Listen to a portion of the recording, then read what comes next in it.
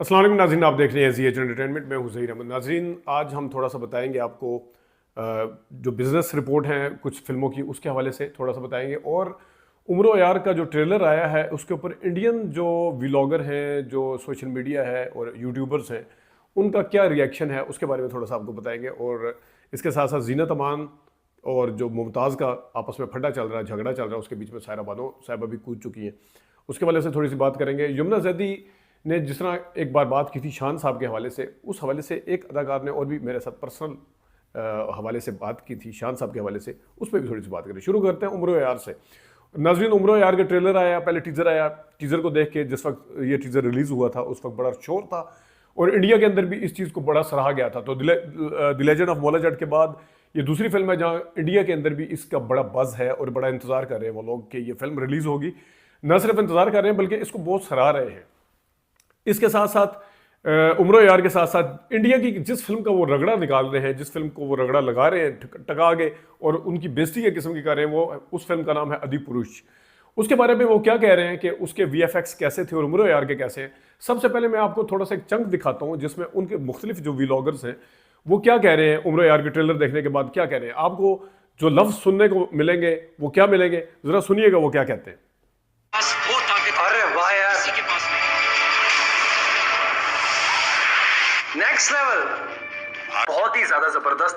मैं आपको एक बात बताना चाह रहा था, जब हमने टीजर देखा था उसमें भी वीएफएक्स का काम बहुत ही कमाल। वीएफएक्स देखे सी बहुत ही जबरदस्त वीएफएक्स सीगे एंड लिटरली मैं वो वीएफएक्स देख के अपने बॉलीवुड नु लानता पा रहे। बहुत ही कम बजट में इतनी कमाल की वीएफएक्स वाली फिल्म बनाई होती है वो भाई क्या वीएफएक्स है, मतलब जो इसका लेवल है, जो ग्राफिक्स यूज किए हैं, काफी अच्छा लग रहा है। कमाल कमाल का ट्रेलर था।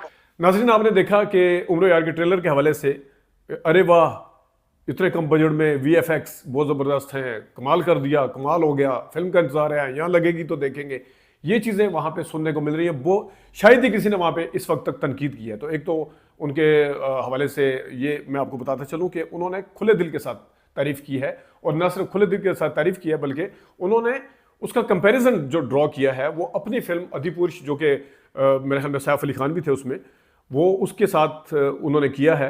तो वो उस हवाले से अधिपुरुष के हवाले से क्या कह रहे हैं, किस तरह उस पर फिटे मुँह कह रहे हैं, किस तरह ज़्यादा बजट की बात कर रहे हैं उसकी और इसके कम बजट की बात कर रहे हैं, या किस तरह कह रहे हैं, जो जो कुछ कह रहे हैं वो आप सुनिएगा ज़रा उस फिल्म को लेके वो क्या कह रहे हैं। आदिपुरुष के साथ हुआ, जिन्होंने पूरी मूवी ही वीएफएक्स पे छोड़ दी और मूवी बहुत बड़ी डिजास्टर साबित हुई। ठीक है, 500 करोड़ उस मूवी का बजट था और उसके वीएफएक्स इतने गए गुजरे थे, इतने ते वो मतलब उन्होंने देखो 500 करोड़ का बजट सीगा फिर भी मतलब फिट्टे मुंह कीते सी उस। तो आदिपुरुष का ट्रेलर जो वीएफएक्स था और इसका जो वीएफएक्स था वो ए लेवल था और आदिपुरुष का सब जानते। नाज़रीन, आपने देखा कि उम्र यार के साथ जो कंपैरिजन ड्रॉ करते हुए इंडियन व्लॉगर्स ने किस तरीके से अपनी फिल्म का रगड़ा निकाला, उसको रगड़ा लगा दिया पकड़ के और उसके ऊपर तनकीद की है। तो उम्मीद है कि उम्र यार जो है वो अच्छा बिजनेस करेगी और जब आएगी पूरे धड़ल्ले के साथ। इसके हवाले से एक चीज़ मैं और बताता चलूँ, इस फिल्म की कास्ट का हिस्सा आपको पता है फरहान ताहिर साहब हैं, जो कि नईम ताहिर साहब के बेटे हैं, जिनकी सारी एजुकेशन बाहर की अमेरिका में और जो दर्जनों अमेरिका की हॉलीवुड की फिल्मों में काम कर चुके हैं। फरहान ताहिर साहब जो हैं वो इस फिल्म का हिस्सा हैं और ये भी कहा जाता है कि फरहान ताहिर साहब ने इसके जो असफत जाफरी साहब वैसे इसके जो डायरेक्टर हैं, लेकिन इसमें लाजमी इसकी ये अभी मेरे पास ऑथेंटिक न्यूज़ नहीं है, लेकिन लाजमी इसकी कहीं ना कहीं वहाँ के गोरे का क्रू यहाँ लाने में, इसका डीओपी भी बाहर का है, इसके प्रोडक्शन डिज़ाइनर भी बाहर से हैं, तो ये सारी चीज़ें लाने में कहीं ना कहीं फरहान ताहिर साहब की भी किरदार ज़रूर होगा। ज़ाहिर है जिस वक्त जिस बंदे की लाइजनिंग हो, वो आपकी फिल्म का हिस्सा हो, जिसका इंटरनेशनल एक्सपीरियंस हो, तो वो कहीं ना कहीं वो हेल्प ज़रूर करता है इस चीज़ को। इस हवाले से हम आपको मज़ीद भी अपडेट करते रहेंगे फरहान ताहिर साहब के हवाले से भी, लेकिन वो इस फिल्म का अहम हिस्सा है और इस फिल्म के जितने वीएफएक्स की जो तारीफ़ें हो रही हैं, इसके कैमरा वर्क की जो तारीफ़ें हो रही हैं, तो देखते हैं कि आने वाले दिनों में जब ये फिल्म रिलीज़ होगी बड़ी ईद पे तो ये कैसे चलती है और किस तरह। मेरा मानना ये है कि ये पाकिस्तान की अगर द लेजेंड ऑफ मोला जट का नंबर ना काट सकी, लेकिन कम से कम उन 3-4 फिल्मों का नंबर बिजनेस के एतबार से ज़रूर काटेगी,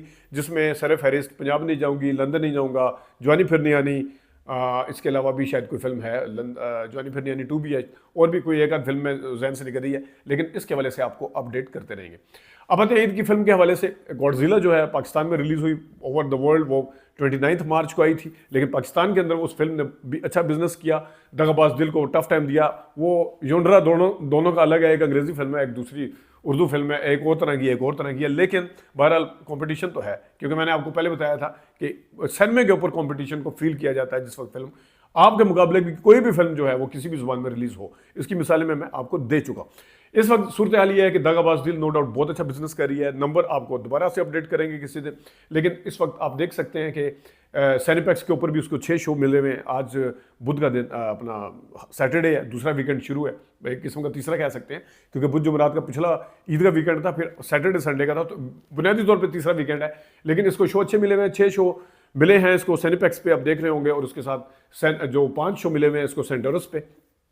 एक चल चुका नीचे वाले में 21 तारीख में, 5 शो आपको नजर आ रहे होंगे। 20 तारीख है, क्योंकि जिस टाइम मैंने इसको ये पिक्चर ली थी तो उस वक्त तक ये एक शो निकल गया था इसका। तो उधर भी आप देख सकते हैं अच्छे इसको शो मिले हुए हैं। और जो 400 जो अगर गॉडजिला की बात करें तो ओवर द वर्ल्ड उसका $436 मिलियन का बिजनेस हो चुका है, जबकि इसका खर्चा जो है एक 35 से लेके एक $50 मिलियन तक है, यानी 135 से 150 के दरमियान में इसका बजट है टोटल। तो ये आपको थोड़ा सा इस हवाले से भी अपडेट करना था। अब आते हैं, आपको याद होगा आज से 2 महीने पहले यमुना ज़ैदी ने कहा था कि बड़ा क्रिज्मेटिक हीरो हैं शान साहब, बड़े चार्मिंग हैं और वो बड़ी स्क्रीन के लिए बने हैं, और उन्होंने कहा था कि मैं उनके साथ काम करना चाहती हूँ, जिसके जवाब में शान साहब ने भी उनको कहा था कि टैलेंटेड बंदे ही, आप खुद टैलेंटेड हैं, वही किसी की बारे में जान सकते हैं। उन्होंने इन अल्फाज में तारीफ़ की थी। उन्होंने ये भी कहा था कि ज़रूर हम एक साथ काम करेंगे। यमुना ज़ैदी, और इसकी ये देख के मैं उस वक्त मैंने आपको बताना था, लेकिन जहन से निकल गया था। इस हवाले से गुल्लू भाई जो हमारे बड़े अच्छे बहुत ज़बरदस्त आर्टिस्ट हैं, और किसी दूसरे अदाकार की तारीफ़ करना जो है वो भी बड़ी बात होती है। तो एक दफ़ा मैंने पूछा था, मैंने कहा आपको क्या लगता है बड़ी स्क्रीन के हीरो कौन कौन से हैं? उन्होंने 2-3 जिस तरह अली भाई का, यूसुफ खान साहब का पुराने हवाले से नाम लिया था, सुल्तानी साहब भी शायद उसमें शामिल थे। तो उन्होंने कहा था नए में जो शान साहब हैं उनका फुटवर्क, उनका एक्शन, उनकी प्रेजेंस जो है वो बड़ी स्क्रीन के लिए है, उनका क्रिज्मा या वो बड़ी स्क्रीन के लिए। तो ये गुल्लू भाई ने कहा था, तो इस हवाले से आपको ये चीज़ भी हमने बतानी थी।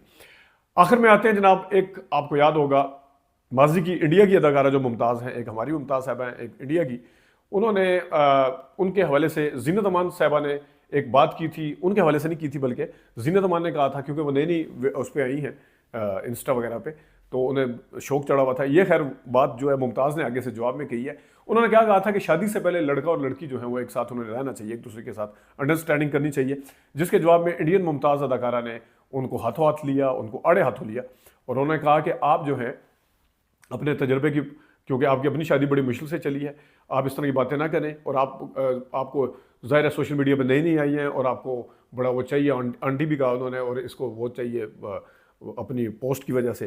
तो ठीक है, पॉपुलैरिटी मिल रही है, लेकिन इस तरह की बातें ना करें जो हमारे माशरे के अखलाकी इक़दार के ख़िलाफ़ हों। जब ये बात मुमताज़ साहबा ने की तो इसके साथ ही जुड़ गई आके जनाब सायरा बानो साहबा, दिलीप कुमार साहब की अहलिया। अगरचे वो बहुत कम आती हैं और इस चीज़ का उन्होंने इज़हार भी किया। ये वाकई इस चीज़ क्या है कि वो ख़ासतौर पर दिलीप कुमार साहब के जाने के बाद इस दुनिया से वो बहुत कम ही इंटरव्यू वगैरह देती हैं, बहुत कम इंगेज करती हैं सोशल मीडिया वगैरह के ऊपर। लेकिन यहाँ पे उन्होंने ये कहा कि बिल्कुल ये बात ठीक है, अगर जीनत अमान ने ये बात की है तो गलत की है। हमारे अपने इखलाकी इक़दार हैं, हमारी अपनी वैल्यूज़ हैं सोसाइटी की, उसको कभी भी पामाल नहीं होना चाहिए, उसको रोंदना नहीं चाहिए किसी जगह पे, और इस तरीके की कोई भी सजेशन जो है वो नहीं देनी चाहिए। तो ये बात की है सायरा बानो साहबा ने। तो जीनत अमान साहबा के इस बयान को इन 2 आर्टिस्ट के अलावा जो सोशल मीडिया के सारिफ हैं, जो यूज़र्स हैं, वो भी इनको बड़े तनकीद का निशाना बना रहे हैं, कुछ लोग इनको सराह भी रहे हैं। नाज़रीन, ये कुछ अपडेट्स थी। हम कोशिश करेंगे कि हम आपको पुरानी खबरों के साथ साथ पुराने कंटेंट के साथ साथ नए कंटेंट में भी आपको अपडेटेड रखें, लेकिन इस पुराने नए के चक्कर में हम पुराने को नहीं भूलेंगे, हम पैरेलल उसको भी लेके चलेंगे, इसको भी लेके चलेंगे। नई फिल्म इंडस्ट्री में क्या हो रहा है, कौन सी फिल्म बन रही है, कौन अदाकार क्या कर रहा है, कौन इस तरह की ऐसी चीज़ कौन सी जो हम उनके हवाले से शेयर कर सकते हैं, तो हम इसको भी शेयर करते रहेंगे। अपना ख्याल रखिएगा। अभी तक के लिए इतनी इजाज़त दीजिए। अल्लाह।